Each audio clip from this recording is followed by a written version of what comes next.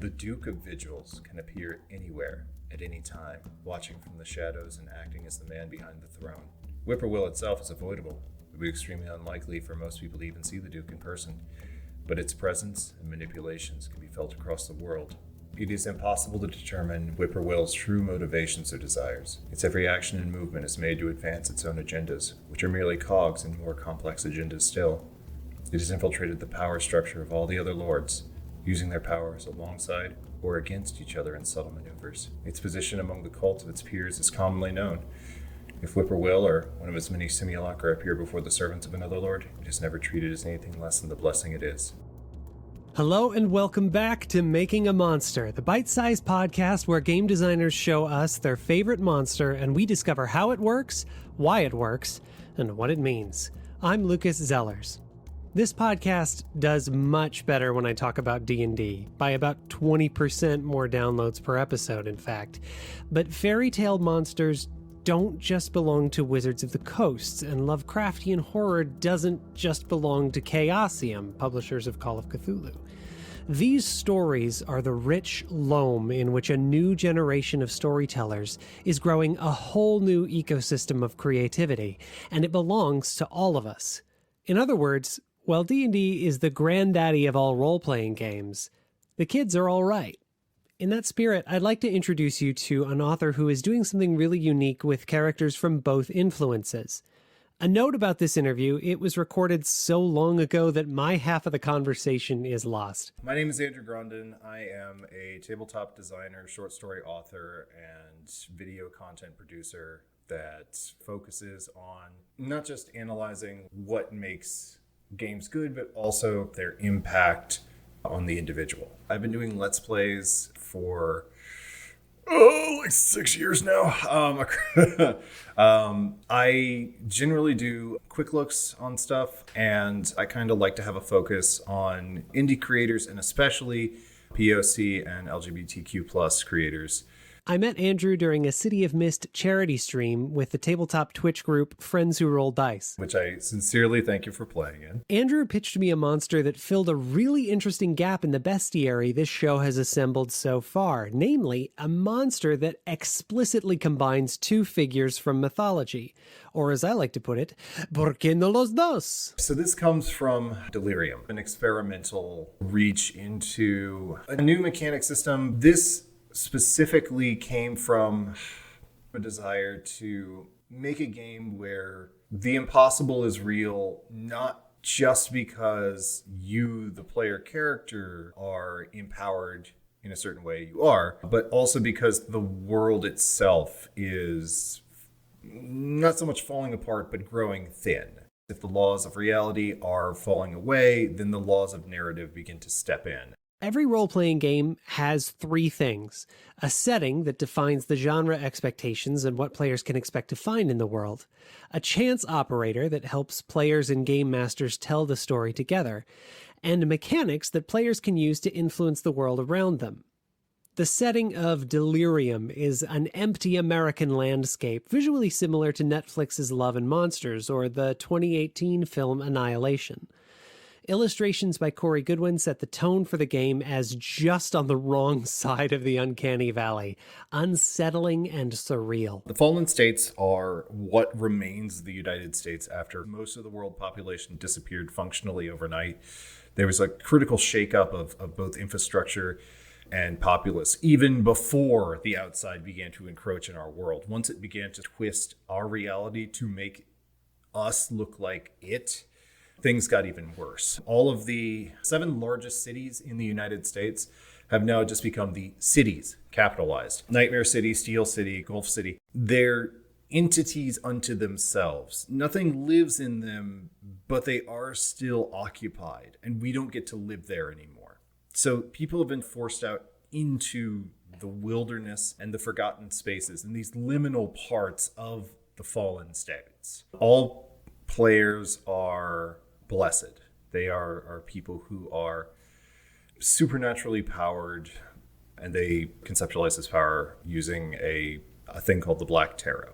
And they experience sort of a day-to-day life in a post-apocalypse. living and surviving in a place that has far fewer people and far more monsters. And that's sort of the design approach that I take for every one of my games, is to have a central idea and expanding out from that with a frankly shameful amount of bullet points and tables that then become prettified as the game gets more and more refined.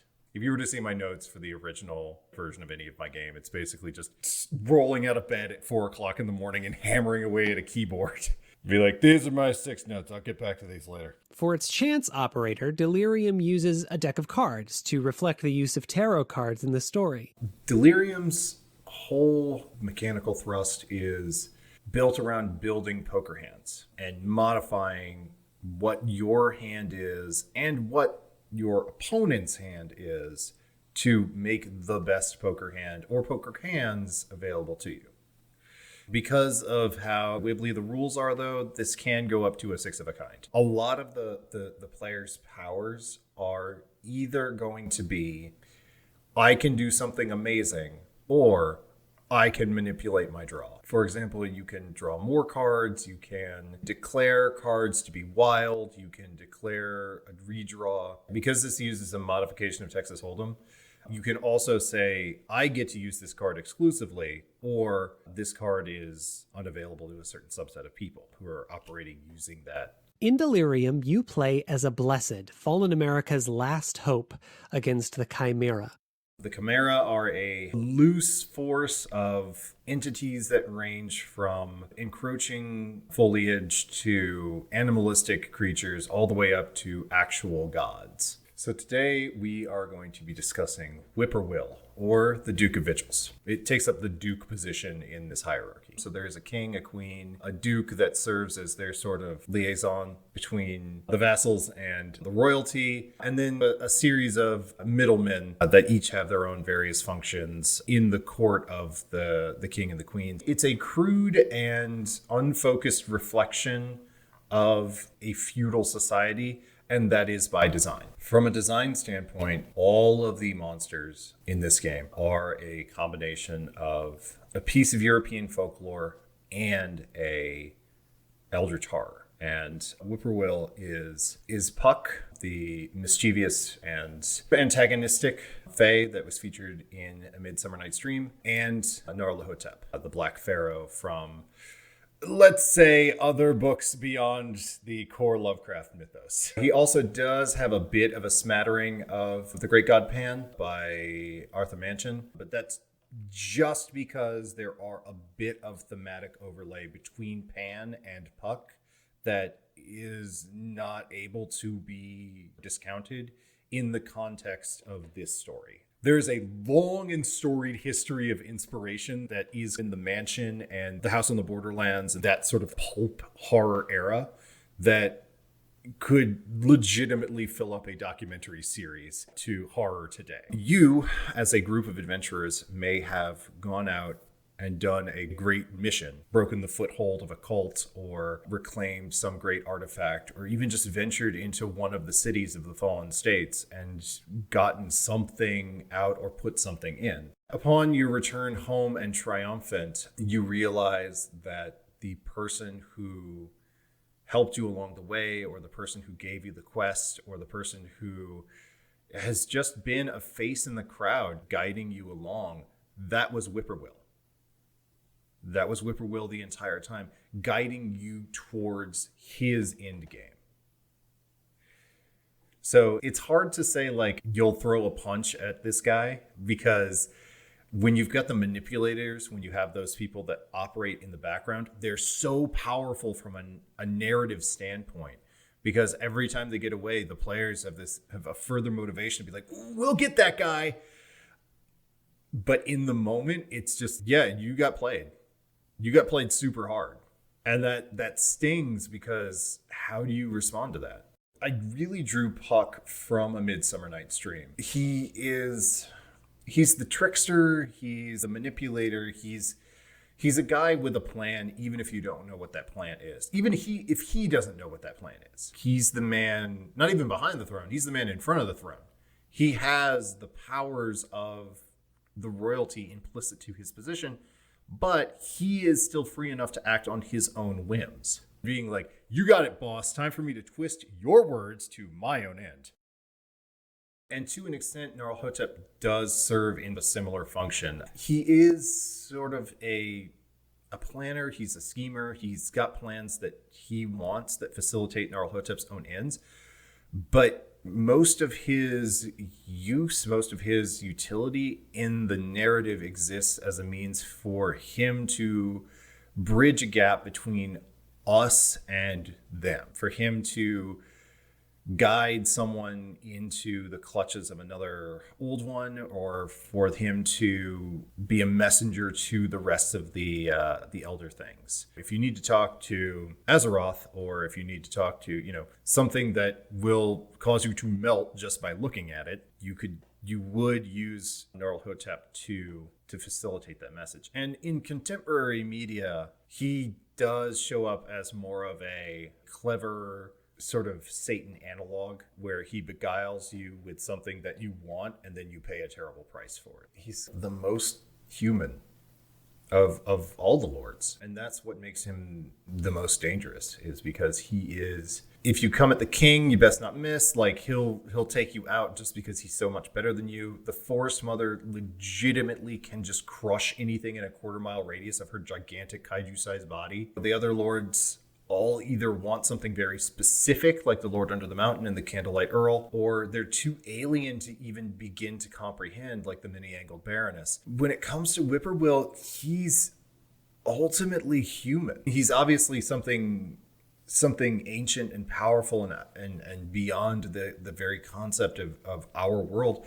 But he's also a guy, and he's a guy with a plan. And whatever his plan is, it's going to be bad for everybody who's not named Whippoorwill. So he can manipulate people to his own ends just by using what people want against them. What it tells you about the world that you live in now is that there are things more dangerous than the giant kaiju stomping around in what used to be Canada.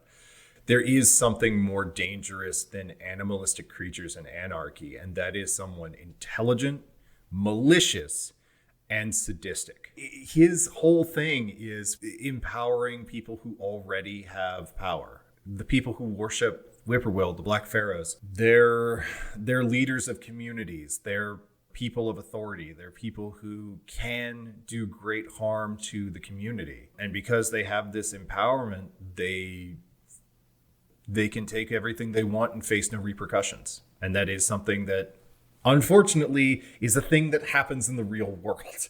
So there is a reflection on that in these characters that is completely obfuscated from the common man. Yeah, you have no input on something that will affect you, and it will likely affect you negatively. I write horror stories with happy endings.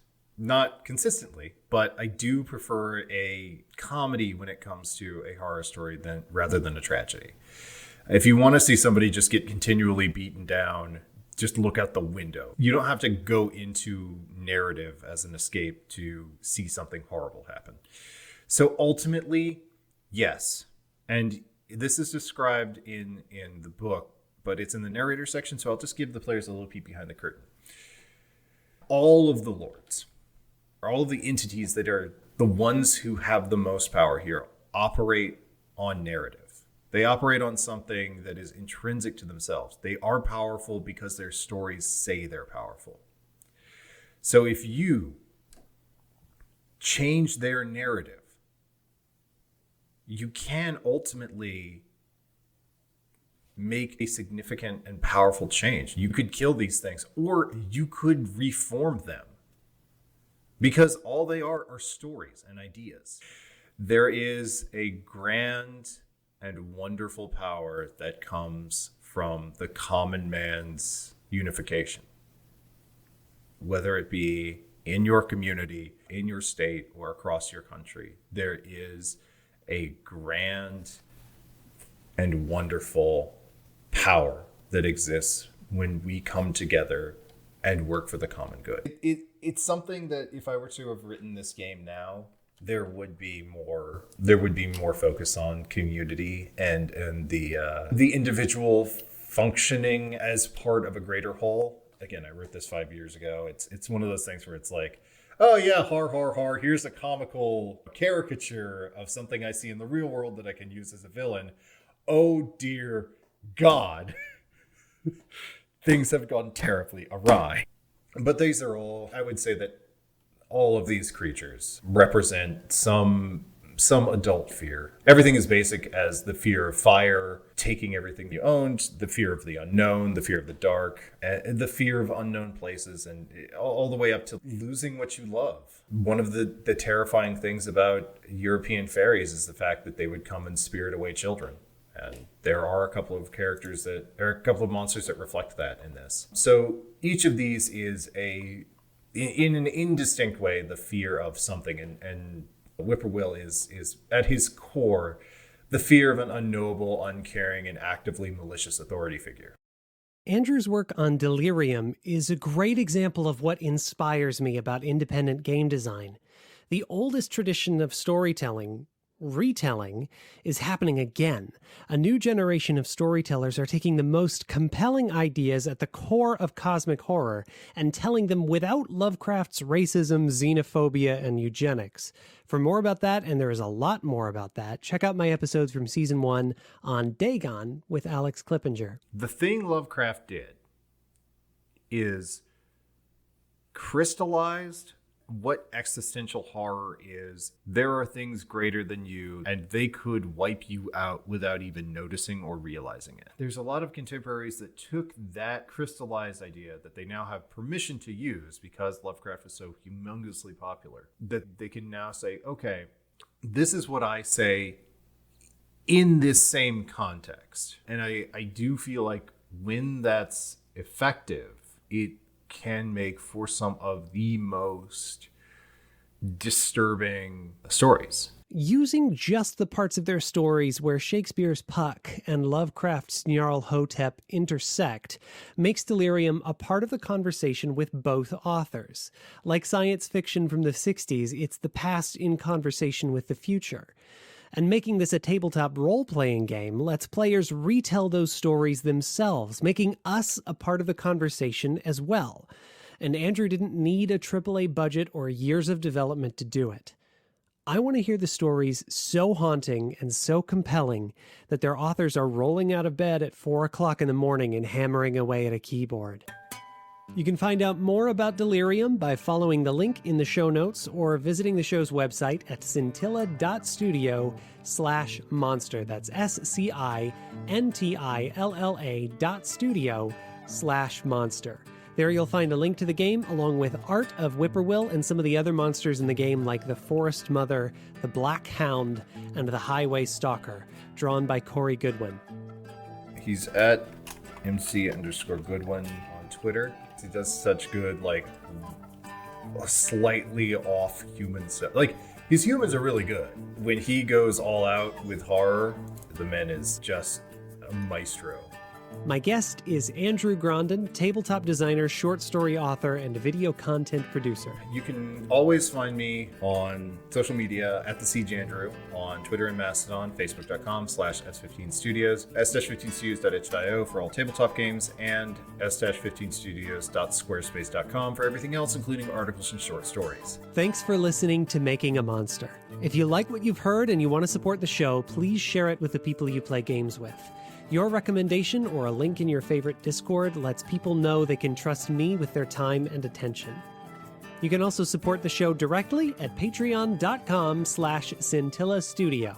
When you do, you'll get behind-the-scenes content. My personal favorite is some of the eerily accurate impressions of me from the April Fool's episode, and cut tape from my guests, along with loads of other monstrous benefits. So check it out at patreon.com/scintillastudio. Next time on Making a Monster. Oh dear. Here we go. A lone human figure sits waiting in their meditation chamber, their lips moving in silent whisper. As you step beyond the threshold, they open their eyes and stare at you and through you. 4 eyes watch through 2 sockets, one pair dilated, content and relaxed, the other pair twitch as if about to erupt. They scream, and you feel it pierce deep within your mind.